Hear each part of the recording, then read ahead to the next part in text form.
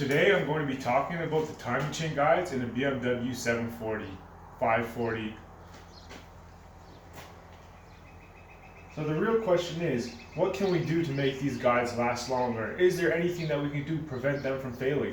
Because the amount that it costs for the extent of the job costs almost as much as the car. So what I've come to realize is that why does the 1997 V8 4.4 non-Vanos last way longer than the BMW 2001 Vanos engine? And it really has nothing to do with the Vanos solenoid at all. What it has to do with is the older technology in the BMW 1997 to 1998 in the 4.4 M62. See, the problem is with these engines is they get very hot. They're very high performance engines, and if you've ever took it on a long run and opened the hood, you can feel the heat coming out of there. It is very hot, and this is what chews away at the timing chain guides. So what can we do to make this last as long as that? Or have our engine run cooler? Anyhow, there's really no way to take the technology from that one that you need and put it into this one. But what we can do is a few minor replacements that will help your guides last longer. First one is the timing chain guide tensioner, which is very easy to replace, very cheap to do. I've done it on every single one that I bought now, and every single one of them the spring has been gone, so there's absolutely no tension on your chain. Number two would be the water pump. You want to have a good water pump working properly so that it can get the proper amount of coolant that it needs to cool down the engine.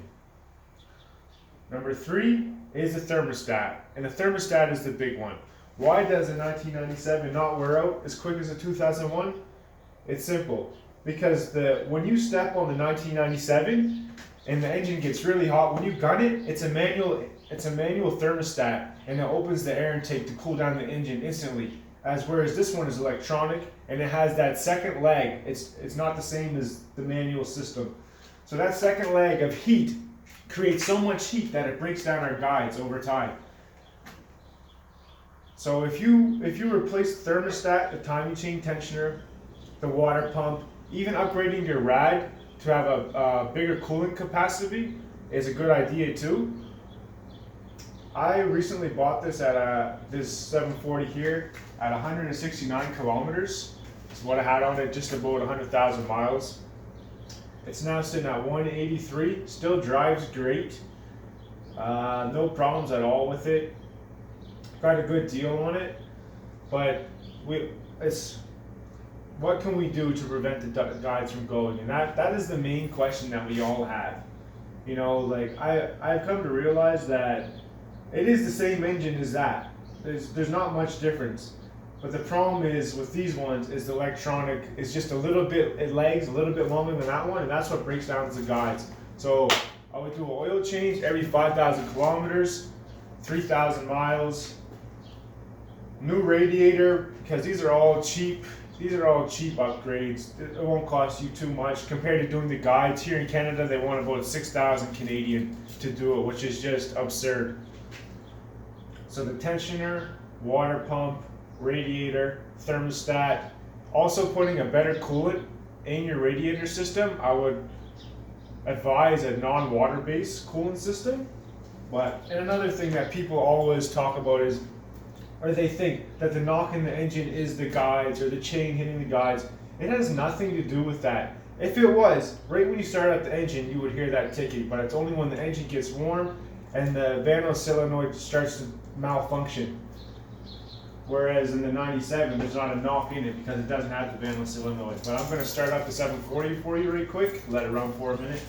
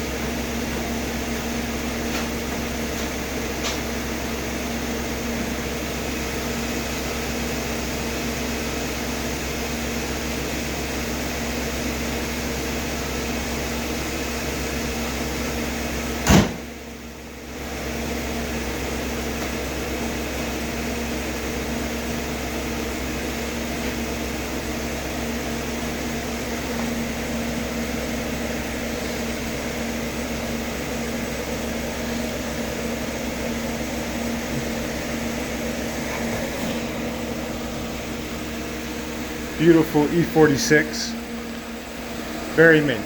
All these cars are in mint condition and they're hard to come by in good shape, man. You gotta pay the price for it.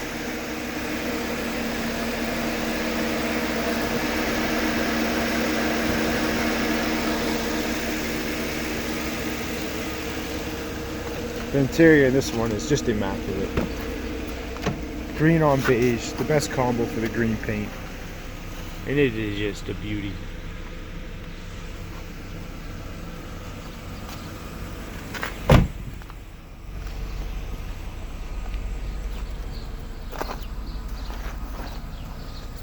Then we have my favorite out of the E39, E46, E38 is definitely the E38.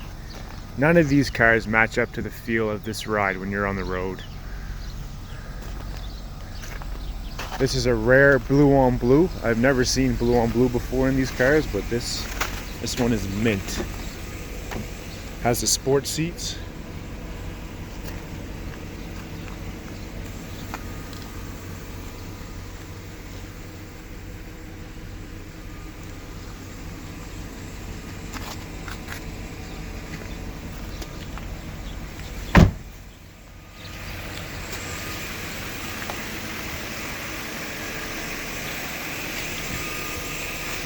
And of course the 325, the inline six.